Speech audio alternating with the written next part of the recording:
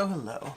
Hello, my name is Alex Radcliffe from BoardGameCo, and this is a weekly live. We're doing a weekly live over here. Let me just do the thing where I go to the page, because once in a blue moon, I'm actually ready. Most of the time, I'm not. Most of the time, I just go to, I pop down here last minute. To be fair, today, I was trying to, oh, let me know if the audio is working, by the way. Yeah, it should be working. It should be working. I filmed a video last night that the audio was not working, but that was a by my computer video, which is a different set of connections. So I need to fix that. Fortunately, I have the audio. I just need to connect it separately. I didn't waste the video. Anyways, so several things. What was I saying? I was saying that even though I was running late, I was trying to finish a Walmart order before I started. I did not get to, but hopefully I'll be able to do it properly to still get stuff in time.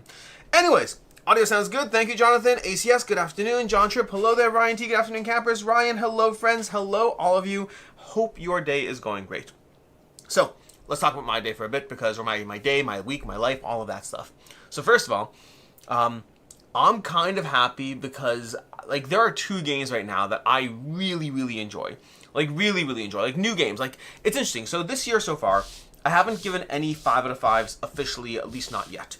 But two games are finally getting their first 5 out of 5s this year. I think last year, like the past 2 years, I have to double check my numbers. I think both last year and the year before, I think I gave out 6 5 out of 5s total. I have noticed a trend where in general, I do think the 5 out of 5s tend to be second half of the year loaded. That's just a coincidence. I don't think there's any rhyme or reason for it. I've also noticed a trend where sometimes they clump up. Like, I want to say maybe 3 or 4 years ago, I think like half of the 5 out of 5s I gave came from one single month. And it just happened to work out that way. Or maybe I'm in a really good mood that month. That's also possible, but I think far less likely. But after this, after I do this video here, this live stream, I will be setting up to film my my first 5 out of 5 review for the year. I'm not telling you what game it is, although maybe some of you know. Like, so there are two of them. There's 2 5 out of 5s that I'm giving out. One of them I have talked about over on member videos, Ko-Fi, Patreon, all of that. And that one has held up. I think the caveat I gave at the time was I had only played on BGA. I need to play it in person and see how things go. Having played it in person, it holds up just as much. So I don't know. I may still be playing it more before I review that one, but that one will be coming soon. And then the other one, I discovered in the past few weeks. I've been playing it nearly non-stop since then. I would play it again right now. Like, I'm loving it, really enjoying it, and it's made me get rid of.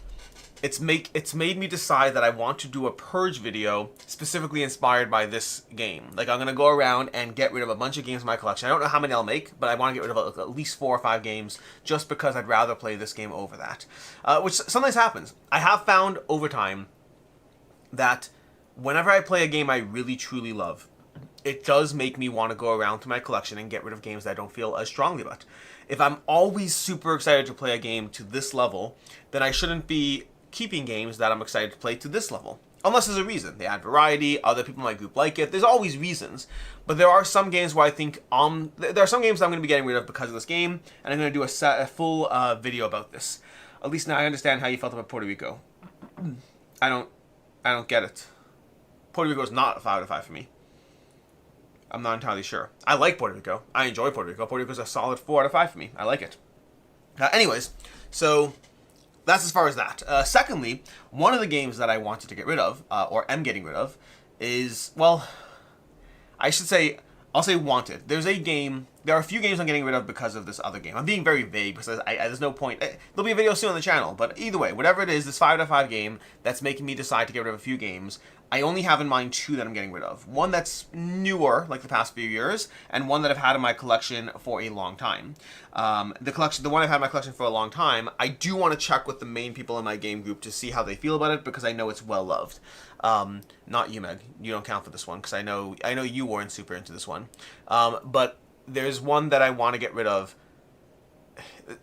There's a game that I love, that I've loved for a long time, and I still love, that I'm thinking of getting rid of, because it's starting to hit that domain where I feel I've played it out. I feel I've played I played it so much, and I think when I dive into it now, I'm not as excited because the discoverability is gone, which doesn't often happen. I often want games to have variety to them, to have variety to the experiences, but I would say more often than not, I I want the variety, but I may only play it, you know, 5 times or whatever it is anyway.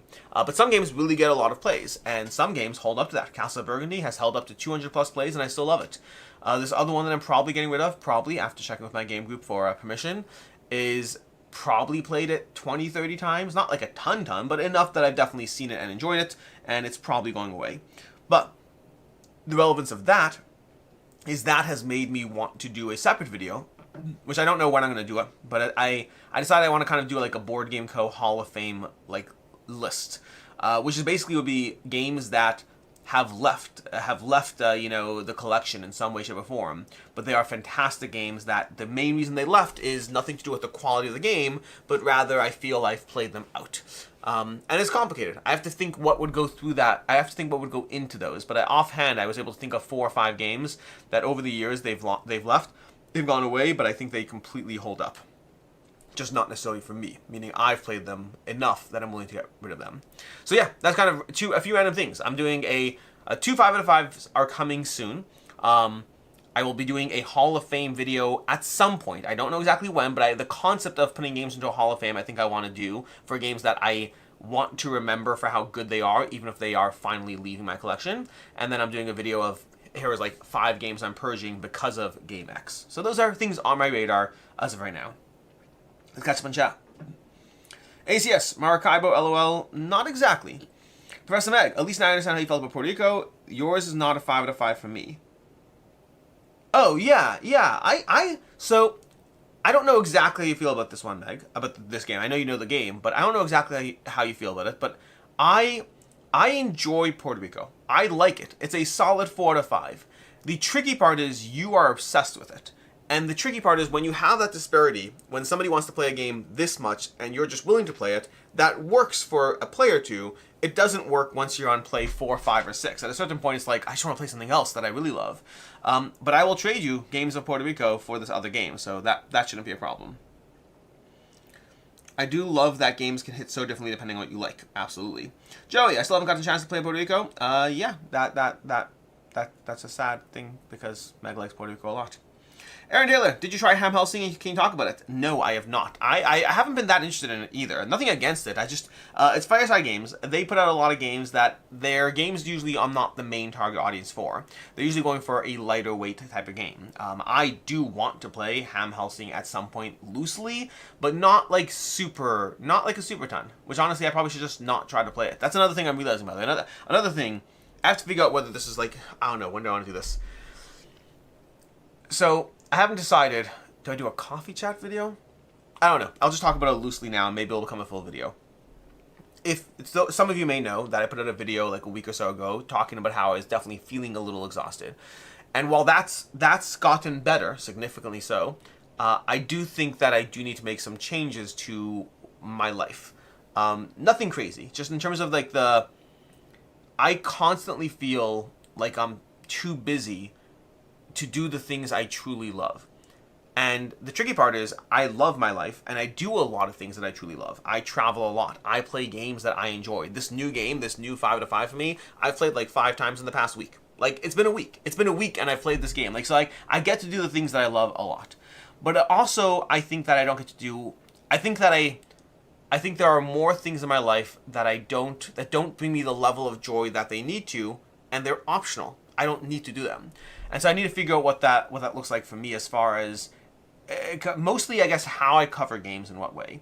Like sponsored content, you know, pays the bills, keeps the channel going and all that. But non-sponsored content, I think I need to be even more selective than I have been about what I take on. And I don't know what changes that will result in, if any. I don't know if any. I frequently say yes to things because I want to say yes to them.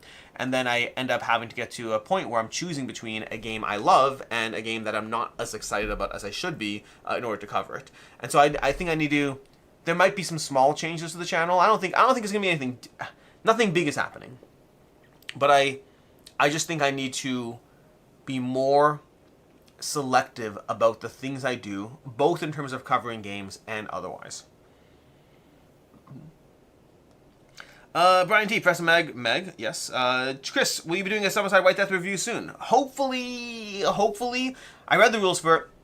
I'm ready to go, but I have not played it yet. I was hoping to play it, ideally, so there's a few people I can play Zombicide White Death with. First of all, I haven't played, I haven't typically been a solo player for Zombicide. It's something I'm willing to do in theory, but I don't know if I've ever played Zombicide solo. I don't know, like, you can, it's not something that, I don't know. Some games I'm happy to play solo, some games less so. Zombicide to me is more of a team game. Like, let's roll dice and go crazy together. But I can play Zombicide with direct friends, with a group, or one thing I've been leaning towards, I want to play with my kids because they're all getting older. They played Zombicide Invader with me like 4 years ago, and then I was mostly holding their hands at the time. But they've definitely gotten a lot older since then, and so I think they're far more capable than they used to be. And to that end, I think I want to play Zombicide White Death with them. Now, I'm not holding off on playing with my game group until then. That's just an issue. This goes back to the previous comment about how at any given point I'm juggling paid content, review content that I still feel a pressure to do, even if there's not a timeline or a paycheck attached to it, and then just the games I want to play. Zombicide White Death goes into the games I want to play category. There's no pressure on a timeline of when to do content for that game. It's just me wanting to play it. And then the balance there is there's so many games I want to play at any given point. I need to get more game nights back into my life, but this past month, as I've talked about on the channel, this past month has had me very traveling a lot, busy a lot as far as just, a lot of conventions, and that means when I'm back, I have to balance being around for the kids, as well as, Game Found and work and all, filming videos, all that. This week, I'm still behind in videos. I just got back from CharCon. The next convention is going to be in, a week and a half. It's going to be Gen Con.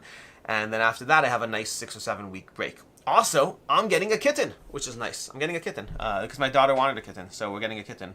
But we're getting we're picking it up after Gen Con. Ironically, this is the tricky part. This is the crazy part. I'm going to be coming back from Gen Con on Monday, and then I'm probably driving straight back to Indianapolis to get a kitten on Tuesday. Probably driving straight back. Long story. I might just end up coming back with the kitten from Gen Con. We'll see. It's basically the breeders in Indianapolis. I'm getting a breeder. We're getting a Siberian cat because my son is allergic to cats, so we need a hypoallergenic cat. But yeah, we're getting a kitten. So add to all the lists of things of being busy that taking care of another living thing. But I'm also mostly making that my daughter's problem, so it's only half on me. But that said, there's still gonna be things to do. But anyways, as far as going back to the playing games or White Death and all that, I'm just constantly juggling all the things. I'm juggling. The travel has made it so that I have to get all the other things done in between trips, which is just a lot. Brian, I'm chuckling because Alex saying what I've been obsessing for a while. There's a point in your life where you realize you only have so much availability. So that's the tricky part, Brian, because the tricky part is it's not. Here's the tricky part. We're just gonna talk about it and do whatever. The tricky part is I want to do everything. I want to do everything, and I enjoy what I do. But no matter what I do, there's a trade-off, and you just have to pick your trade-off. Because I like being a channel that covers as many games as possible. Like, I like it. I like covering, not all the games, but if a game is, like, of medium interest, I like covering it. And so I want to cover more games. And I don't want to cut down on the videos I do. The quantity of videos I do, I don't want to cut down on. And I don't think I have to, honestly. I don't think that's an area where I have to make a trade-off. Because I think there's plenty of games to cover in plenty of ways. It's more of a choice. I think the tricky part is... there's not enough time to do... I'm losing my train of thought right now. Because I'm trying to pay attention to chat and then also talk at the same time. Which is usually what I do, but I think I'm more monologuing today. Anyways, the tricky part is that my life is pretty awesome, I think, in my opinion. I'm very happy with my life, and I'm grateful to all of you as well. I get to play games for a living. I get to travel a lot, doing things I love and hanging out with friends. And I generally have a day that is filled with fun. But it's also a day that's filled with work. Work that I enjoy, but work nonetheless. Commitments to things that I do want to cover on the channel. And those are things, and sometimes they're easy. Sometimes a bunch of small box games. Like the reason I'm able to do my 6 small box game reviews, where I do a little video where, like, I don't know, once every 2 or 3 weeks a video comes out of just 6 small box games. Those are easy. The amount of work that goes into 6 small box games is the same amount of work that goes into a medium Euro game. They're just easy to play, easy to table, and easy to cover. I have a tickle in my throat, I'm sorry. But I think recently I have been a little bit more mindful that I am pushing myself to play games that I'm this excited about and playing less of the Zombicide White Deaths of the world, or anything in my collection, any of the games that I love. Like, I haven't played Blood Rage in 6 months at least, if not more. I don't know exactly when the last time I played Blood Rage was. There are a lot of games, like Wonderland's War. I got rid of Wonderland's War, which is great. It's fantastic. Now, I still think I should get rid of it. I think it's way too long for what it is. But there are so many great games out there, and I play a lot of medium games, you never know what's going to be the next great game. That's part of the challenge. Like, part of the challenge is these 2 5 out of 5s. They weren't. I couldn't have known they'd be my 5 out of 5s for the year. I couldn't have known that unless I played other games, and I'd be sad to not have these games in the rotation. So you do have to search to a certain degree. The question is, how do you know where to search? How do you know what to look at? And I'd say one of these is definitely a game that had enough hype and buzz that I could have said, oh, the hype and buzz. The other one I think there's been less hype and buzz about, so I wouldn't have found it had I not played it. And so I enjoy it. Just this morning I played another game that could be a 5 out of 5. Different category, though. Different category, but it could be a 5 out of 5. Like, there's different 5 out of 5s I have. There's, like, Acropolis, which was a 5 out of 5, and then there's, what was the game? Sankori. Those are, like, 2 different weight classes of what they're doing. But I played another lighter game this morning that could be a 5 out of 5. I really enjoyed it. I need to play it more, but I played it for the first time. Really liked it. So, honestly, maybe there's going to be 3 5 out of 5s, but I need more plays of it. But it's tricky. It is tricky because you don't know what's going to excite you. You don't know. The game this morning, I wasn't excited about it at all. A designer reached out and said, can you play this game with me? And then I played it online, and then I was like, awesome, I would love to cover this, really enjoyed it. It wasn't my radar at all. It's the kind of thing that I'm right now in the process of mentally trying to resolve myself to say no to. And yet I wouldn't have discovered the game if not. So you have to be okay with the misses. You have to be okay with the fact that there's going to be some misses, which I am okay with. I need a filter. I need a better filter. But I don't need a filter that gets rid of everything. I don't need a filter that's going to catch all the magic. I just need a better filter than I currently have. My filter is like, it's a decent filter. I just need a better one as far as choosing what to cover. Is Endeavor Deep Sea a cozy board game, or is it approaches the competitive side? It approaches the competitive side. I don't think it's not super heavy. I would put it in the weight class of a lighter Stefan Feld game. It's definitely less than like Castle of Burgundy, but I don't know. Maybe Stefan Feld's the wrong choice. I don't know. I think there's definitely some meat on the bones, but I don't think it's a super heavy game. I think it's accessible in that medium weight strategy. Ryan, hello Avido, hello Stacy, listening to Jenna in one ear and Alex in the other. Jenna's going live at the same time. Jenna, we can't compete over the audiences. Ben, how do you feel about the line of Kinfire games? How would you rank them? I haven't played the big one, Kinfire, Delve, whatever it is. I don't know what the names are. Kinfire Chronicles, I don't know all the names. I have not played the big dungeon crawler. I want to play that. I have not played Kinfire Council. I do want to play that. I have played Kinfire Delve line, the small 20-minute games. I think they're fine. I enjoy them, but I would always pick a game like 20 Strong over those games, and they're fighting in the same vein for me. But it's not even close. It's not even like variety. I would always pick 20 Strong over it. Lizzie Blake, how many videos do you film a day, Alex? I'm sure you've mentioned before, but just curious. So on average, Chip Theory is also live right now? Come on, people. Anyway, well, also thank you to all of you for being here. So as far as how many videos do you film a day, on an average week, I put up 15 videos, which means on an average day, I need to film 2 videos to keep up. But then when you factor in travel, which happens, it means on a non-travel day, I generally have to average 3 videos on a non-travel day to roughly stay ahead of things. Some days I do, some days I don't. Yesterday I filmed 2 videos. Today I'm hoping to do 3, but we'll see what happens. I find that I do get a lot done on the weekends, so I would say that generally a probably rough approximation for what my week looks like is I usually film 2 videos a day. Then on weekends, I usually will have a day where I get like 6 or 7 videos done in one day.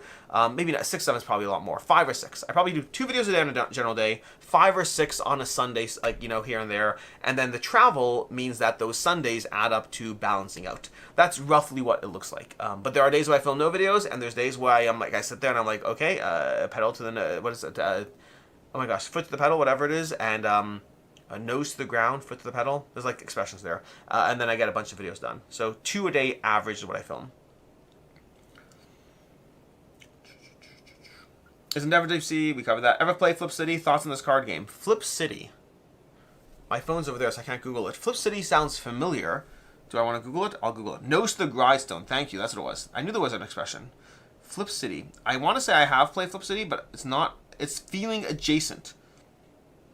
No, I haven't. I've seen it. I have not played it. Okay. Stacy, it's not really competing with no consistency, which I like. Not complaining. That's true. Ryan, Brothers Murph, also live. It's not fair. Wow. Wow, but we all choose you. There's a lot of people live right now. That is a big deal. We all choose you. Ryan, I appreciate all of you choosing me. I appreciate all of you being here. Although they're all fantastic folks.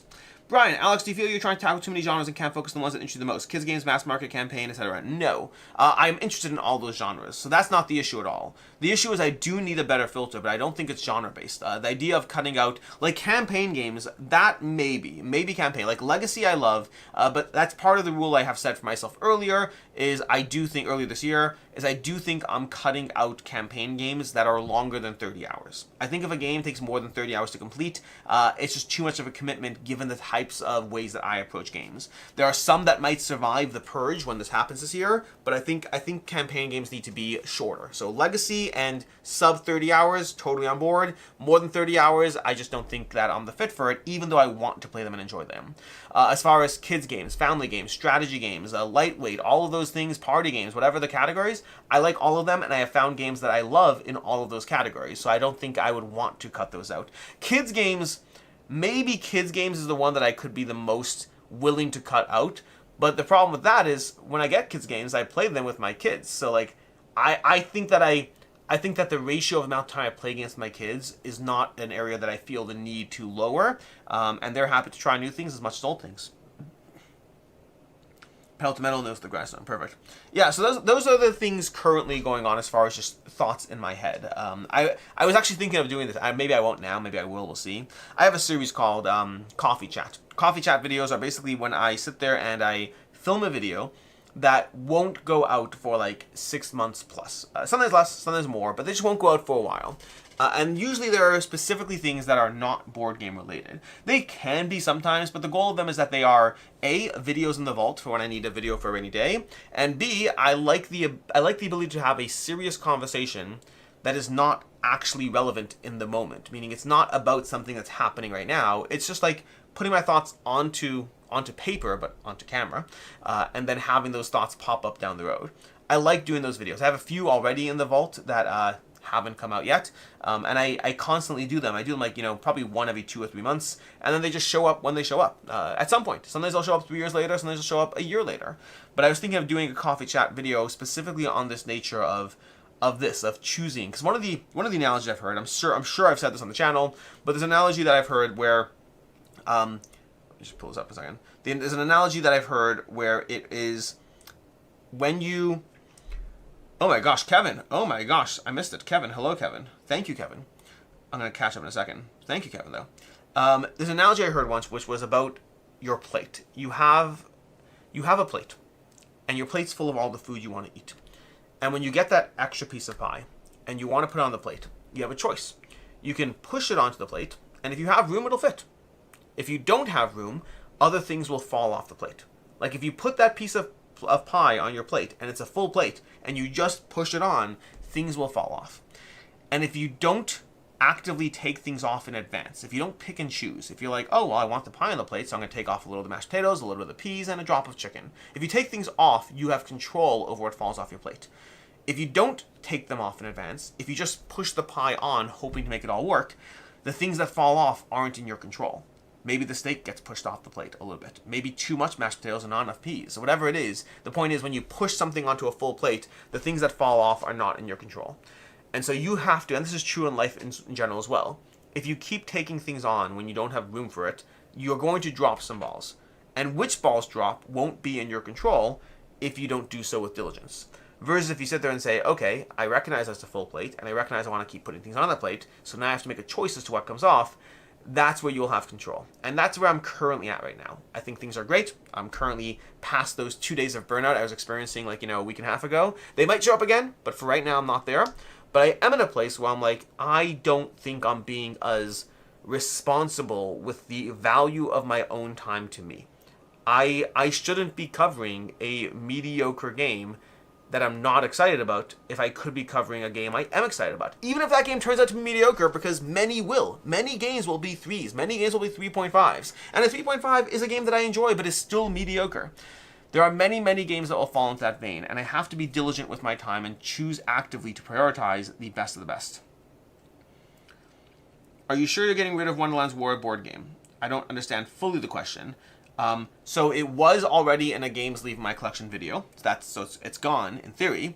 The tricky part is Meg took it. So Meg now has Wonderland's War, so it's still in the group rotation. It's just no longer in my personal collection. Like, it's not in this house. It's Meg's copy now. And so I still have access to it, but I got rid of my copy. I choose you, Pikachu. Coffee. Okay, let's scroll down. Kevin, you're a prince. I just saw your comment, Meg. I'll get it up in a second. Igurosa, do you have a top 10 list of your favorite games of all time? Yes, every year I do a top 100. So if you want my top 10 as of that year, it's not from that year, it's as of that year. So my top 100 games of 2024 will be my top 100 as of 2024. Just look for the 10 to 1, and you'll see my top 10 games currently. Well, not currently now, but currently, 7 months ago. Thanks, Kevin. Are you looking at Wonderland's War? Cover that, Kevin. Greetings. Hello, Kevin. From Kenya.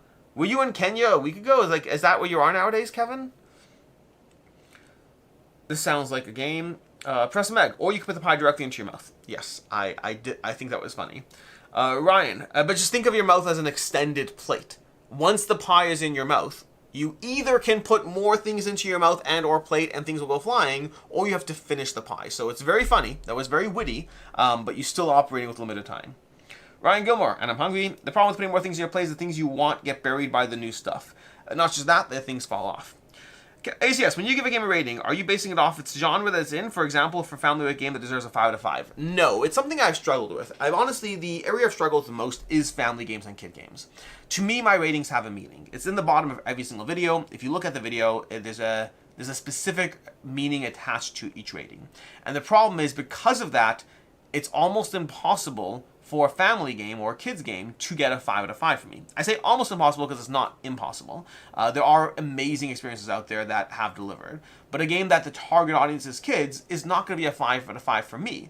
And so the tricky part is you're stuck with this question of, well, if it's the best kids game ever, is it possible for it to achieve a 5 out of 5? And if not, is that rating scale fair?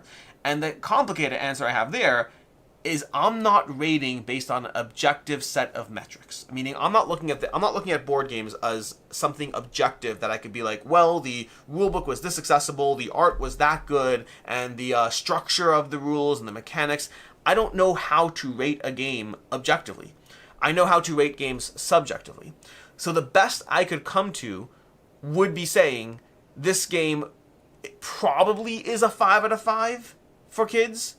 But I feel that's weird and not what I'm trying to do. So ultimately, whenever I rate kids games, I usually do have the caveat as far as I'm not the main target audience. I'm rating this based on my enjoyment. And I do include a variety of factors. I include how much do I want to play the game? How much do my kids enjoy it? How easy is the table? Is it a pain? There's a lot of things I take into account from the kids to myself. But ultimately, it's all based off of my personal desire to table a game. And again, you can look at the individual breakdowns of those meanings. But it does mean that certain genres will have a harder time breaking into those numbers.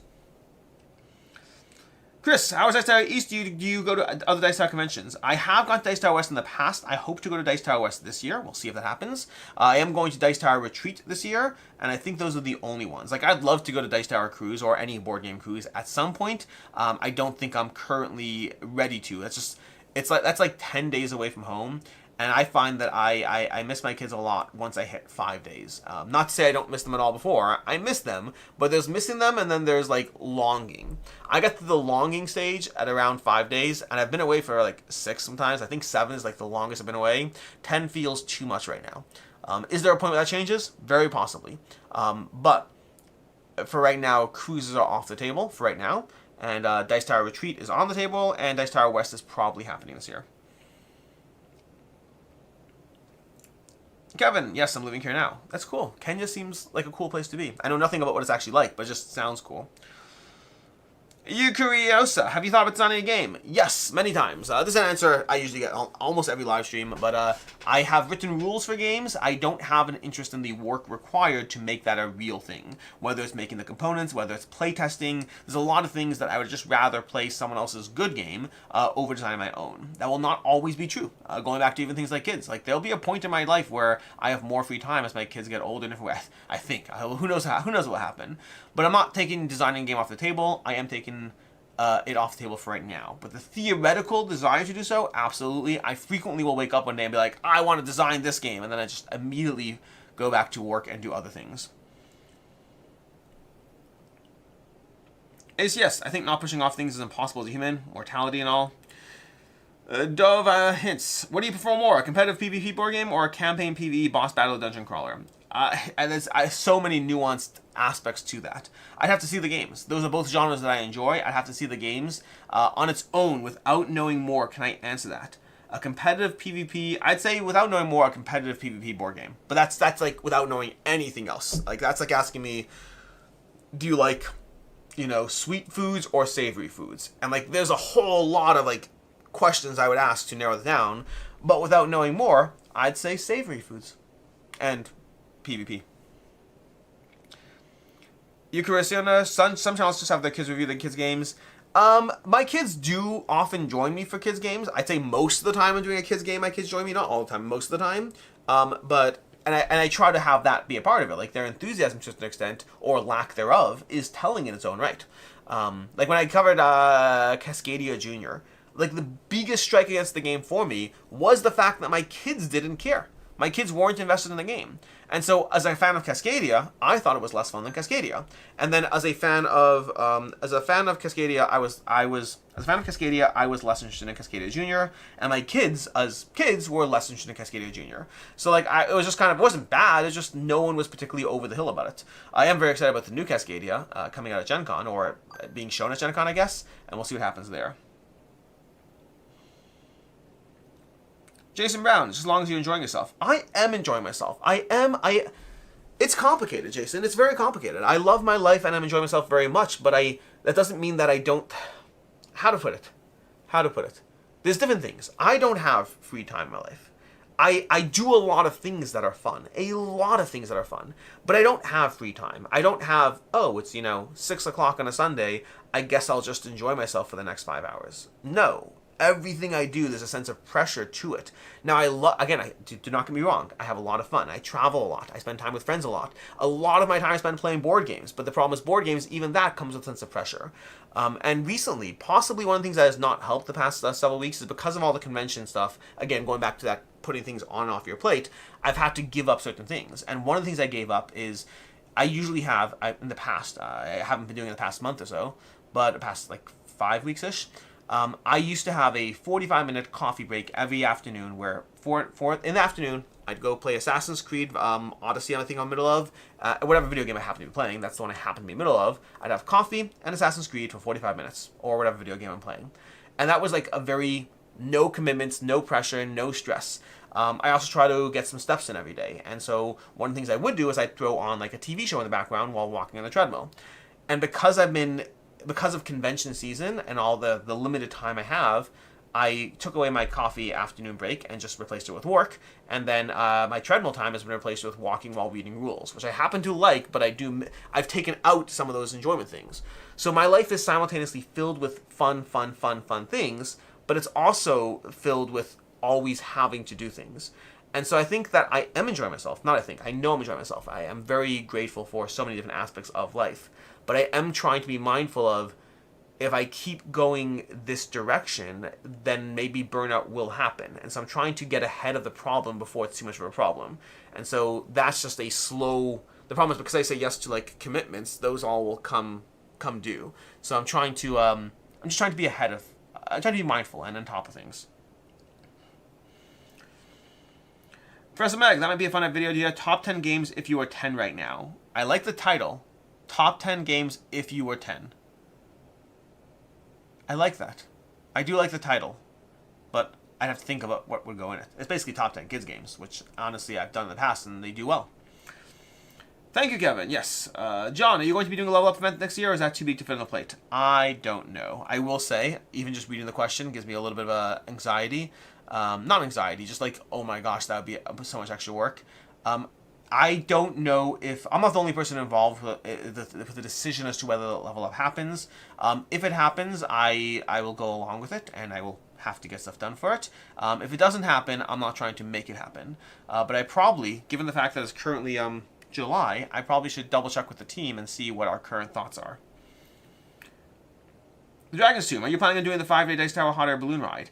Yes, actually. So the Dice Tower Hot Air Balloon Ride, the main problem I've had with that one is that it's mostly solo games and 2-player games.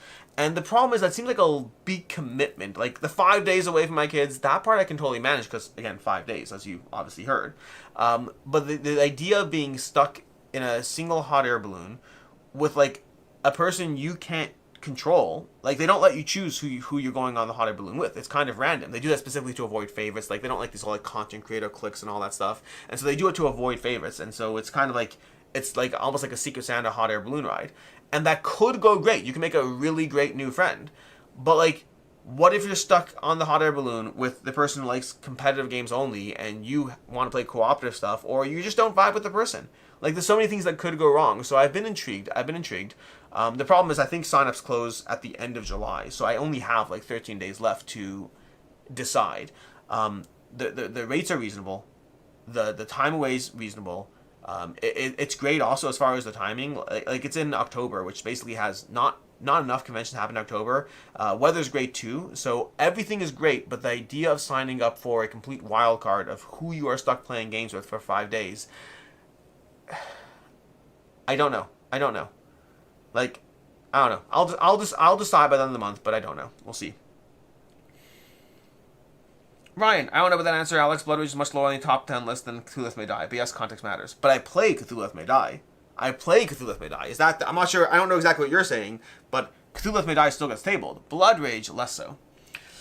B-Dog, how do you keep track of rules for more complicated games you haven't played for a while? It depends. If it's a complicated game that I have played multiple times, I usually find that a quick skim of the rulebook is enough. If it's a complicated game that I haven't played multiple times, that I've only played it like twice, something like that, then sometimes I need, not a full reread, but I'll need to like really go through it. Like Sankori is a good example. Sankori, I have not played a ton. And Sankori is heavy enough that I think I would need a skim of the rules. Like, I know the basic mechanics of it. I know the basic structure of all the books you're going through and then the little tracks that you're bumping people out of. I know the basic structure, but that would require a quick reread of the sections to do that again.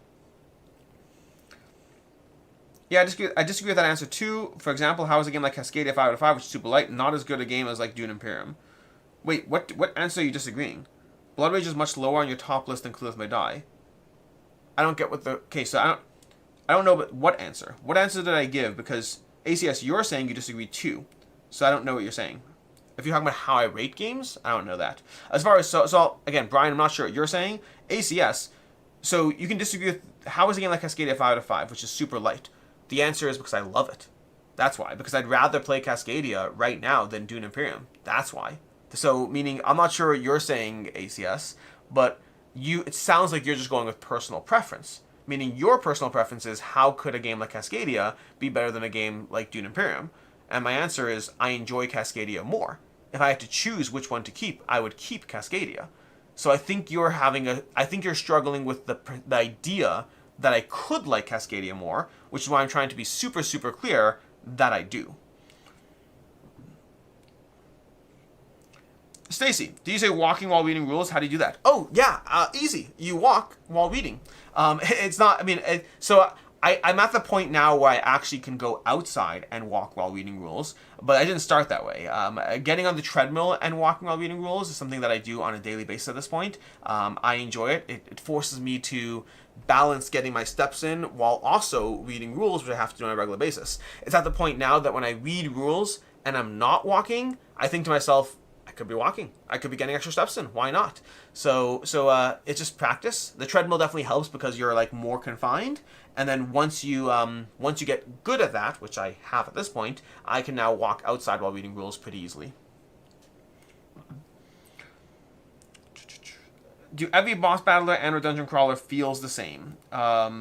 what if I buy 3 boss battle board games? Will it feel the same? It depends on the games. There's definitely overlap in different games. It's very context dependent. If you get a game like Primal and a game like Oathsworn, there's like small elements of overlap, but they're going to be very different experiences. Every game has the potential for overlap, and if you're in the same genre, that potential is greater. But I think you can have 3 boss battles that feel completely different. Christopher, thank you, Kevin. Brian, if level up doesn't happen and I don't get to see Alex, Meg, Jen, and all the campus, I'll quit board games and protest. Well, that seems unreasonable. Brian, just come on down to Cleveland. We can have a little mini level up. It'll be just you and me in a hot air balloon. Professor Meg, for me, I always get stuck with the balloons with no toilets, so I don't think I'll go back this year. Oh my gosh, they have balloons with no toilets? It's a 5-day trip. That feels so irresponsible. I mean, I've never actually gone. I've always been tempted, but I've never actually gone. Wow. Do any of the balloons have toilets? Dovins, for example, Oathsworn, Primal, Monster Hunter, Dragon Eclipse, will they feel the same? In my opinion, from those 4 games, Primal and Monster Hunter, I would go with Primal. I enjoy Monster Hunter. I think Primal's better. And then, what was the last one you gave? Dragon Eclipse. Dragon Eclipse feels very different. So if you were trying to, for example, if you had Dragon Eclipse, Oathsworn, and Primal, I think you would have a good variety of different experiences. Brian, Alex, your answer was you prefer competitive over boss battler. I use Cthulhu Die as a counterpoint. Yes, I agree with you. I agree with you completely. That's why I'm going with no context in general.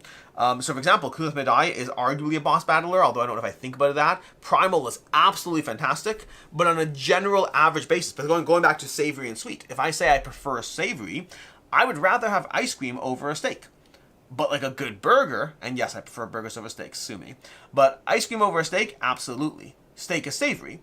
So I can only answer based on the general context of a genre, but within each genre, there's definitely best in class to different degrees. So I stand by both answers. I prefer savory, and I prefer PvP. Like if you look at my top 20 games, are the majority of them going to lean more towards a general PvP experience or more towards a boss battler? That's what you have to look at. You can't look at the one exception, which I know you're well aware of. I'm just answering. ACS, I think I got confused what Brian was referencing. Could well be. As for the answer, that makes sense. Yeah, and again, I think I'll come back to it in a second. I'm going to catch up a little bit and I'll come back to it in a second, because there are areas that I do struggle with that context, but it's not, happens to be you chose an easy one for me. I think Dune Imperium is fantastic. I prefer Cascadia. There are times I struggle. I'll come back with that. Stacy, walking while reading would be deadly for me, but I live in a city. Yeah, you do have to make sure to walk in certain places. James, oops, have to do stuff, running a wheel late. I'll watch the replay. Enjoy. Stacy, Brian T, come to Philly next week. We are about to embark on 14 days of gaming. Jealous, Stacy, is Alex and Devin attending? I'm not. I don't know if Devin is. For a second, I was like, Philly, and I realized PAX Unplugged is not next week. PAX Unplugged is in a while. David, noticing Stalker behind you. Is a review still coming in for that one? I remember you mentioning you wanted to dive into that one. I do want to dive in further. I don't know where it is in the priority list. There's so many things right now, and that's definitely a commitment. So I love Stalker. I've really enjoyed it. I did review the prototype. I have not reviewed the final game, and I don't know when that will happen. But check out Asaf. Easy Board Games did a review. He did a how to play on the channel. He did a review, and if you want to see his thoughts on it. Yes, I do think it's interesting that a more complex can get a lower rating than a super light game, but I guess that's just my preference. Yeah, so that's where it comes down to preferences. So the area I do struggle with is, let's take something like Codenames versus Castle of Burgundy. Okay, that's an area I struggle with, because again, for me personally, I like Cascadia plenty. But also if I count like the plays, like I have like 50 plus plays of Cascadia, and I have maybe like 7 or 8 of Dune Imperium. Dune Imperium is fantastic. I probably have more than that, because I know the expansions a bunch. I probably have like 10 to 12 plays of Dune Imperium, somewhere in that range. And I have easily 50 plus of Cascadia. Where I struggle is something like Codenames and Castle of Burgundy. And I know which one is my current favorite, Castle of Burgundy. But like when I think of games like that, let's take a little lower. Codenames and what's a game I really like? Codenames versus Coimbra. Okay, Coimbra is a fantastic Euro game, absolutely fantastic. I love the crunchiness of it. And Codenames is always so ridiculously fun. I am always down to play Codenames. If you are with me and 2 other people and you say let's play Codenames, there's not a world in which I say no. I will always be down for it. I'll always be up for it. But I do agree with you that to a certain extent I mentally struggle with, why is this light game, like, which one do I rank higher? Which one would I rather keep? By the way, I'd rather keep Codenames over Coimbra. I'd rather keep Castle of Burgundy over Codenames. But like, there are times where I'm more conflicted onto how do you compare 2 amazing experiences that are giving you very, very different experiences.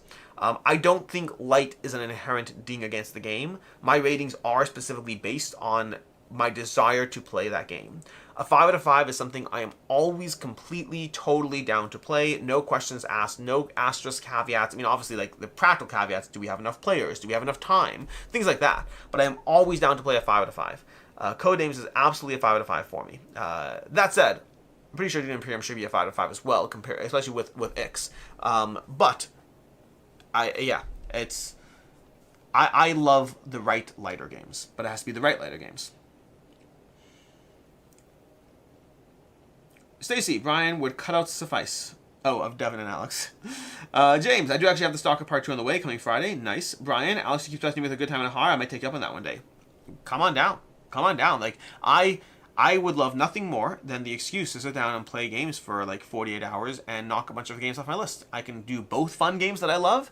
You can finally teach me Vindication Chronicles or whatever it is, not Chronicles, any of the expansions, honestly, any of the expansions, and we'll play both new and old. But yeah, for me, I sometimes use, like, I've had people visit in the past, and I often use it as an excuse to be like, it's catch-up time. Today's a day where we're going to play a lot of board games, because I need those. So, like, one of the things I went to CharCon, Dice Tower East, those are opportunities to play a lot of games that are on my list, so it helps.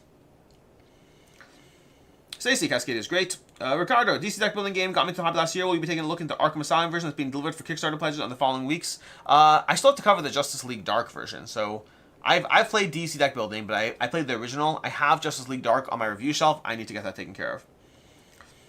Salsa, are you excited for the new Deep Rock expansions? Not enough, because I haven't played enough of the Deep Rock base game. So, like, in theory, I'm excited for them, but, like, I haven't benefited from the content I have enough to be excited for the expansions.